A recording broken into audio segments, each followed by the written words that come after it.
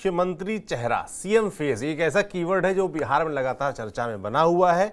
अब चर्चा इस बात की भी है कि चिराग पासवान भी क्या अपने मुख्यमंत्री पद की दावेदारी के बारे में सोच रहे हैं, उनका क्या प्लान है, वो पर्दे के पीछे क्या तैयारी कर रहे हैं, इस पर बात करेंगे। इसके अलावा प्रशांत किशोर जो एक और चेहरा है बिहार की राजनीति में, क्या वो राघोपुर से तेजस्वी यादव के सामने चुनावी मैदान में उतरने की तैयारी कर रहे हैं, इस पर चर्चा करेंगे। और चर्चा करने के लिए मेरे साथ होंगे हमारे वरिष्ठ साथी पंकज जी। आप देख रहे हैं राग बिहारी। पंकज जी, सबसे पहले तो चिराग पासवान के बारे में बात कर लेते हैं, क्योंकि अभी इस बीच देखा गया है कि उतना वो नज़र नहीं आए हैं, और इस बीच सबसे चर्चा जो बिहार में रही है वो रहती है घूम फिर के कि भाई सीएम फेस कौन होगा, एनडीए का सीएम फेस कौन होगा, महागठबंधन का। अभी कांग्रेस की तरफ से बयान आ गया था कि तेजस्वी की बजाय क्या और कोई हो सकता है, या फैसला हुआ है कि नहीं। इधर एनडीए में भी आप देख ही रहे, चर्चा चलती रहती है नीतीश कुमार फेस होंगे कि नहीं होंगे। निशांत कुमार जो उनके बेटे हैं वो तक बोल चुके हैं नीतीश के लिए कि सीएम फेस घोषित करो। इस बीच चिराग पासवान क्या कर रहे हैं? तमाम जानकार कहते हैं कि वो भी एक संभावित दावेदार हैं, और कल को कुछ ऐसी स्थितियाँ बन सकती हैं जहाँ चिराग बाजी मार जाएं। क्या स्थितियाँ हैं, क्या कर रहे हैं चिराग? देखिए, जो मेरे पास जानकारी है, क्योंकि चिराग अपने कार्ड बहुत अच्छे तरीके से खेल रहे हैं, और चिराग 2025 की रेस में नहीं है, ये आपको बता दें। बड़ा सीधा सा जवाब मैं अपने दर्शकों तक पहुंचाना चाहूंगा कि चिराग 2025 की रेस में बिल्कुल नहीं है। वो उन्होंने अपना संबंध अपने तरीके से नीतीश कुमार से सुधारने का प्रयास किया है। और जहां तक सवाल है कि चिराग की मंशा क्या है, तो वो आपको बता दें, चिराग 2030 के लिए बैटिंग कर रहे हैं। 2030 उनके दिमाग में है। इस चुनाव में वो मैक्सिमम सीटें एक्सट्रैक्ट करना चाहते हैं। चिराग के जो सलाहकार हैं और चिराग के जो दिमाग में है वो ये है कि नीतीश कुमार तक हमें रुकना चाहिए, थमना चाहिए, क्योंकि हमने अगर महत्वाकांक्षा दिखाई तो हमें लेनी का देनी पड़ सकता है, जैसा 2020 में हुआ था। इसलिए हमें क्या करना है कि नीतीश कुमार तक चुप रहना है। जैसे ही नीतीश राजनीतिक परिदृश्य से बाहर होते हैं, क्योंकि नीतीश का उम्र हो चुका है, नीतीश लंबे समय तक अब राजनीति करने वाले नहीं है, कम से कम 5 साल तक सीएम रहने नहीं जा रहे हैं, 2025 से 30 रहने नहीं जा रहे हैं। इसलिए अगर एनडीए का कोई चेहरा है तो चिराग पासवान ही है। बीजेपी में कोई चेहरा ऐसा उभर नहीं पाया है। और अगर कोई क्योंकि चिराग पासवान को लग रहा है मैं दलित भी हूं, युवा हूं, हर एक जाति में एक्सेप्टेबल हूं, और मैंने जो बिहार फर्स्ट, बिहारी फर्स्ट का विजन दिया है वो लोगों को अपील करता है। उनके दिमाग में यह है कि मेरा स्ट्राइक रेट बहुत तगड़ा है, हमने 5 सीटों पर चुनाव लड़ा, हम सब पे जीत गए। तो आखिरकार हमारे साथ हर जाति के लोग जुड़ रहे हैं, युवा जुड़ रहे हैं, युवा के एस्पिरेशन को हम जगा सकते हैं। इसलिए हमें अभी चुपचाप रहना है, अपने संगठन को मजबूत करना है, अपनी पार्टी को फैलाना है। और जहां तक दलित नेताओं में कंपटीशन की भी बात है, तो आप ये देख लीजिए कि चिराग मानते हैं कि जीतन राम मांझी भी उनके कॉम्पिटिटर नहीं है, उनकी भी उम्र हो चुकी है। और संतोष सुमन की, जो जीतन राम मांझी के बेटे हैं, उनकी राजनीतिक हैसियत चिराग के बराबर है नहीं। इसलिए चिराग को लगता है कि आने वाले समय में अगर तेजस्वी के मुकाबले कोई खड़ा हो पाएगा तो वो चिराग पासवान ही खड़ा हो पाएगा। अब देखिए क्या अजब तरह की बात है। बात यह है कि दोनों समाजवादी नेता के पुत्र हैं। लालू प्रसाद समाजवादी, तेजस्वी उनके सुपुत्र हैं। चिराग पासवान रामविलास पासवान के सुपुत्र हैं, ये भी समाजवादी हैं। तो चिराग पासवान को लगता है कि ठीक है, नीतीश, लालू, रामविलास एरा अब समाप्ति की ओर है। लालू प्रसाद वैसे ही नेपथ्य में जा चुके हैं, रामविलास पासवान दिवंगत हो चुके हैं, और जहां तक नीतीश कुमार का सवाल है तो वो ज्यादा समय तक चलने वाले नहीं है। अगर इस तरह की बात होती है तो हमें तो ये मान करके चलना पड़ेगा ना कि नेतृत्व का संकट होगा, और नेतृत्व का संकट होगा तो सबसे ज्यादा एक्सेप्टेबल कोई है तो वो कौन है? तो वो है तो मैं हूं। और इसीलिए मैं ये मानता हूं कि मेरी जो सोच है वो 2030 के लिए होनी चाहिए। और इसीलिए उनके सलाहकार कहते हैं कि अभी आप बेहतर तरीके से राम का हनुमान बने रहिए, और राम का हनुमान बने रहिएगा तो इससे आपको कतई दिक्कत नहीं होगी। और वो राम कहते हैं कि मैं एनडीए में हूं मोदी जी की वजह से, मैं बीजेपी की वजह से एनडीए में नहीं हूं। आप उनकी बात सुनिए तो आपको यह लगेगा कि ठीक है, मोदी जी की वजह से हैं, चिराग मोदी जी के दुलरुआ बने रहना चाहते हैं, पर चिराग के दिमाग में है क्या? तो चिराग के दिमाग में पूरे तरीके से 2030 है। 2025 के रेस में वो बिल्कुल अपने आप को लाना नहीं चाहते हैं। उनकी उम्मीद है कि हमें किसी तरीके से 50 सीटें मिल जाए। मुझे नहीं लगता 50 सीटें मिलने जा रही है, 25 से 30 के बीच में वो कहीं पर रहेंगे। लेकिन चिराग पूरे तरीके से अपने दिमाग में बिठा चुके हैं कि अगला सीएम होगा तो कौन हो, और इसलिए उसके लिए वो अपनी बैटिंग कर रहे हैं, अपनी टीम तैयार कर रहे हैं। और इसीलिए मैं आपको यह बता सकता हूं कि जिस तरीके से चिराग पासवान की राजनीति आगे बढ़ती हुई दिखाई पड़ रही है, उसको देख करके कहा जा सकता है कि आखिरकार चिराग सोच क्या रहे हैं। और चिराग की सोच में यह है बिहार फर्स्ट, बिहारी फर्स्ट। जब एनडीए में लीडरशिप क्राइसिस होगा, बीजेपी में उस तरह का लीडर नहीं है, तो फिर नीतीश की जगह मैं ले सकता हूं, इस तरह की बात है। तो इसलिए जो आपने रूपरेखा बताई है वो बड़ी स्मार्ट टेक्निक नजर भी आ रही है, बड़ी स्मार्ट टेक्निक। नीतीश कुमार को चैलेंज नहीं करना, क्योंकि आज का जो परिदृश्य है उसमें नीतीश कुमार सबसे मुफीद बैठते हैं एनडीए में नेता के तौर पर, क्योंकि वो चेहरा रहेंगे तभी नीतीश कुमार यानी कि जेडीयू साथ रहेगी और तभी सरकार बनने की स्थिति बन पाएगी। आंकड़ों के लिहाज से देखें, अगर जो राजनीतिक आंकड़े बनते हैं, खासतौर पर जातिगत आंकड़े बनते हैं बिहार के उस हिसाब से, इसलिए नीतीश कुमार को लेकर अभी उन्होंने दोस्ती भी कर ली है। हाल फिलहाल में देखा गया है कि नीतीश कुमार के साथ अगल बगल ठीक से व्यवहार उनका नजर आ रहा है, कोई आपस में एक दूसरे के प्रति बयानबाजी नहीं हो रही है। जो पिछले चुनाव की खटास थी, ऐसा जानकार कहते हैं कि वो भी खत्म हो गई। तो नीतीश कुमार के चहेते बने रहना है और आगे अगले चुनाव की तैयारी और अपने आप को प्रोजेक्ट करते रहना है, ये स्ट्रेटजी रहेगी। हाँ बिल्कुल, यही स्ट्रेटजी और इसी पर काम कर रहे हैं। आप देखिए, जैसे माफ कर दिया है। नहीं, देखिए मेरी जानकारी में नीतीश कुमार के दिमाग से अभी भी ये बात नहीं निकली। अच्छा। ये मैं आपको बता सकता हूं, क्योंकि कई बार जब एनडीए में सीटों के बंटवारे को लेकर के जब बात चलती है तो नीतीश बहुत ज्यादा सीट चिराग पासवान को देना नहीं चाहते। और मैं उस गुप्त मीटिंग के बारे में नहीं बोलना चाहूंगा, क्योंकि उसमें 2-3 लोग ही थे, तो इससे बात बहुत अलग तरह की चली जाएगी। लेकिन मैं आपको बता दूं कि नीतीश चिराग को बहुत ज्यादा सीटें देने को तैयार नहीं है, और इसीलिए नीतीश ने जब सीट की बात की थी तो उन्होंने अपने लिए 122 सीटें मांगी, और 122 सीटें खुद जेडीयू लड़ना चाहती है, तो 121 में सबके पास क्या मिलेगा? जरा ये सोचिए, सबको क्या मिलेगा? एक बात मैं और आपको बताना चाहूंगा, कल तेजस्वी यादव ने यह अनाउंसमेंट किया कि जब मेरी सरकार आएगी तो ये जो तारी है, क्योंकि तारी खजूर के पेड़ से निकाला जाता है, और उस पेड़ से जब निकाला जाता है और आप सूर्य उगने से पहले अगर उसको पीते हैं तो माना जाता है कि वो औषधि का काम करता है। लेकिन सूरज के उगने के बाद अगर आप पीते हैं तो उसमें नशा होता है, इस तरह की बात कही जाती है। उसको नीरा भी कहते हैं, ताड़ी भी कहते हैं, इस तरह के नाम से पुकारा जाता है। और एक ऐसा जाति विशेष है जिसका ये आप कह लीजिए कि पुश्तैनी धंधा है, पुश्तैनी काम है, वो लोग इसको विशेष रूप से करते हैं। अब तेजस्वी यादव ने कल कहा कि हमारी सरकार आएगी तो हम ऐसा करेंगे कि हम इससे प्रतिबंध हटा देंगे।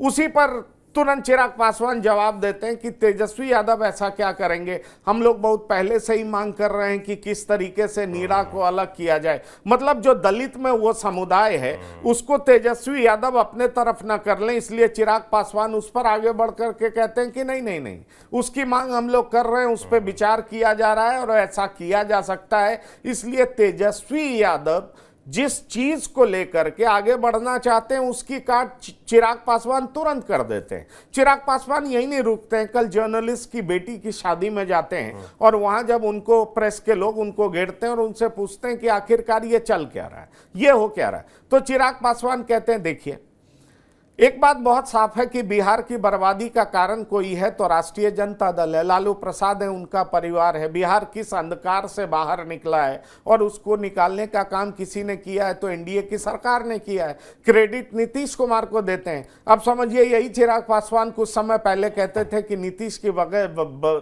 वजह से चिराग ये बिहार पिछड़ा हुआ है, लेकिन अब चिराग पासवान नीतीश को अटैक नहीं करते।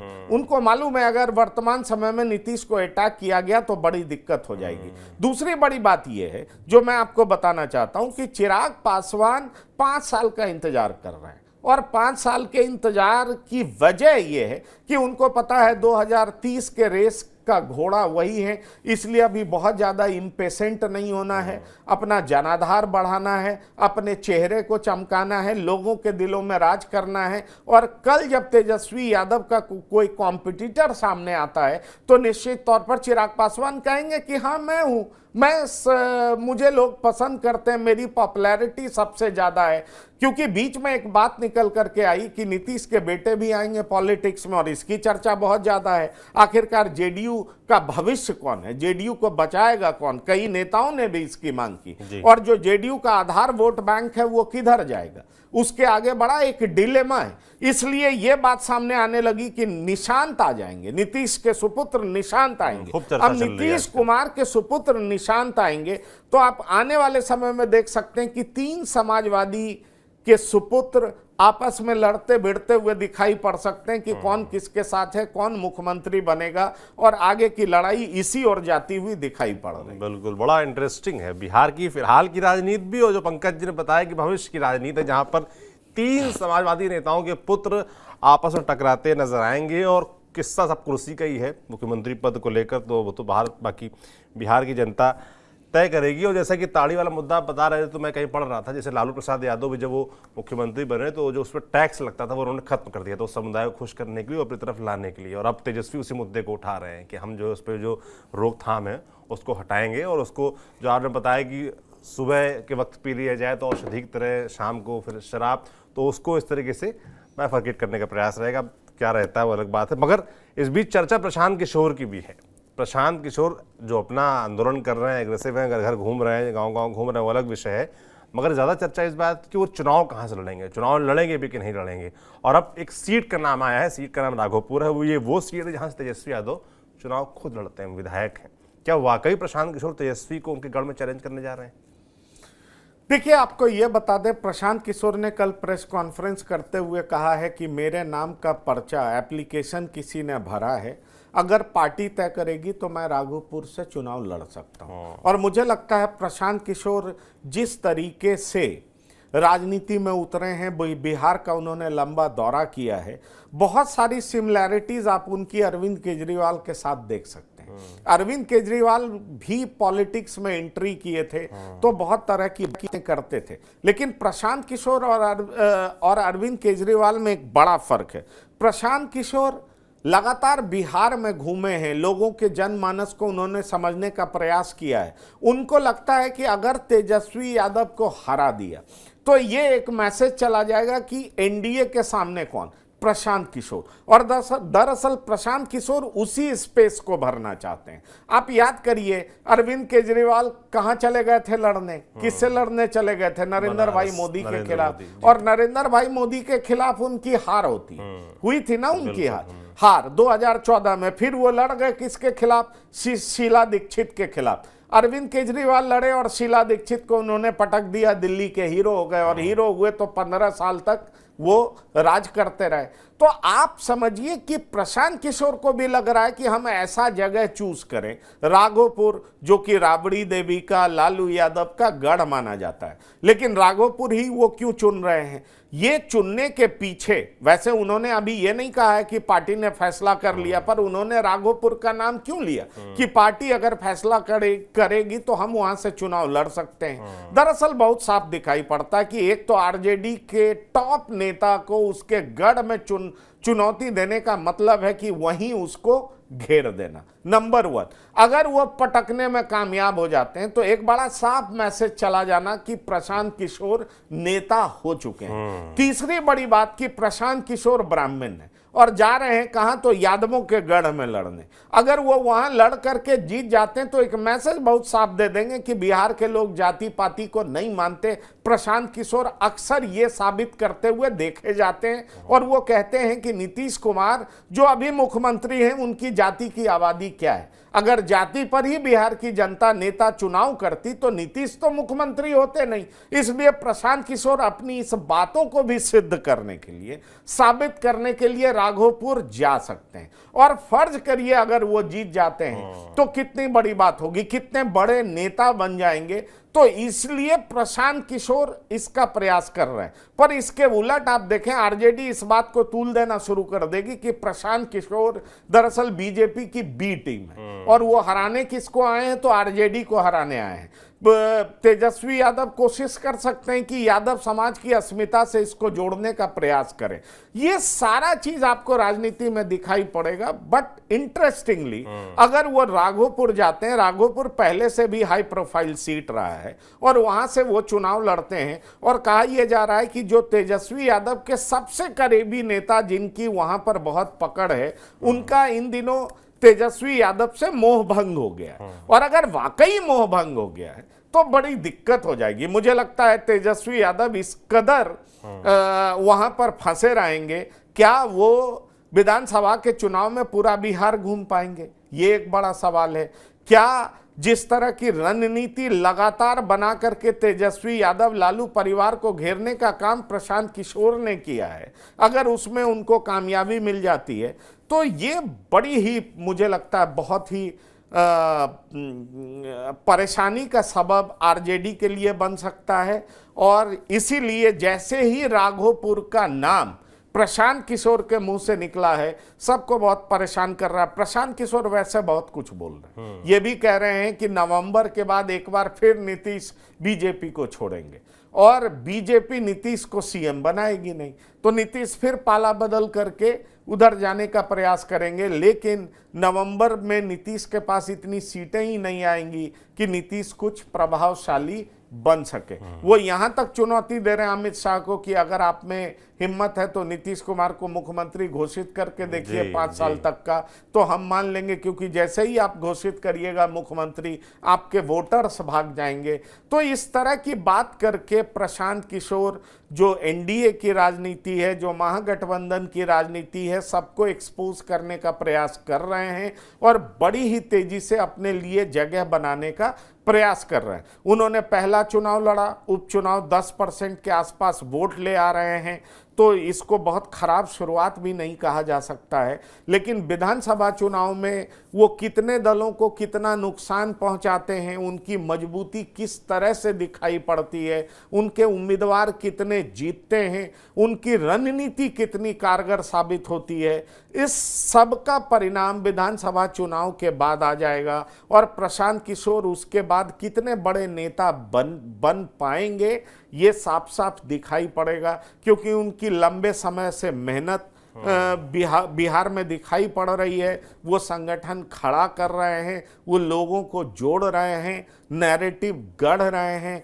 लेकिन क्या वाकई बिहार के लोग, बिहार का जनमानस जाति पाति से ऊपर उठ करके बिहार की तरक्की को दिमाग में रख करके प्रशांत किशोर जो कह रहे हैं उस पर भरोसा करके आगे बढ़ेगी, ये देखना दिलचस्प होगा। लेकिन मैं सौरभ आपको एक बात बता सकता हूं कि राघोपुर बहुत हाई प्रोफाइल सीट पहले से ही है, और अगर प्रशांत किशोर वहां पर लड़ेंगे तो हम तमाम मीडिया वाले अगर बिहार में चुनाव कवर करने जाएंगे तो सबसे पहले राघोपुर ही जाना पसंद करेंगे, क्योंकि वहां लड़ाई जबरदस्त दिखाई पड़ेगी। एक तरफ प्रशांत किशोर, दूसरी तरफ तेजस्वी यादव, और दोनों के बीच में जबरदस्त प्रतिद्वंदिता जो दिखाई पड़ेगी। तीसरी तरफ एनडीए भी रहेगा। नहीं, मैं वही कह रहा हूं, तीसरी तरफ एनडीए भी होगा। लेकिन ये दो बड़े नाम जब आमने सामने होंगे तो निश्चित तौर पर बहुत मजा आएगा, क्योंकि मुझे याद आता है अरविंद केजरीवाल बनाम शीला दीक्षित, मुझे याद आता है नरेंद्र मोदी बनाम अरविंद केजरीवाल। ये सब बड़े जबरदस्त लड़ाई हुई थी, जबरदस्त कॉन्टेस्ट था, कवर करने में भी बहुत मजा आता था। तो मैं ये सोच करके कई बार उत्साहित हो जाता हूं, क्योंकि ये रोमांच का पल होगा। जैसे आप इंडिया वर्सेस पाकिस्तान का मैच देखते हैं, उस तरीके का पल आपको वहां पर दिखाई पड़ेगा। जी हाँ, तो इसलिए कल से जैसे ही प्रशांत किशोर ने राघोपुर की बात की है, उसके बाद से लोगों के मन में कौतूहल मचा हुआ है कि क्या वाकई प्रशांत किशोर राघोपुर जाएंगे और राघोपुर की जनता प्रशांत किशोर को हाथों हाथ लेगी। ऐसा होगा तो फिर तेजस्वी यादव के गढ़ में प्रशांत किशोर अगर उन्हें हरा देंगे, फिर क्या होगा? तेजस्वी के लीडरशिप पे सवाल उठेगा। बहुत लोग कह रहे हैं तेजस्वी 2 जगह से लड़ेंगे, या प्रशांत किशोर की पार्टी वाकई इस तरीके से सोच रही है।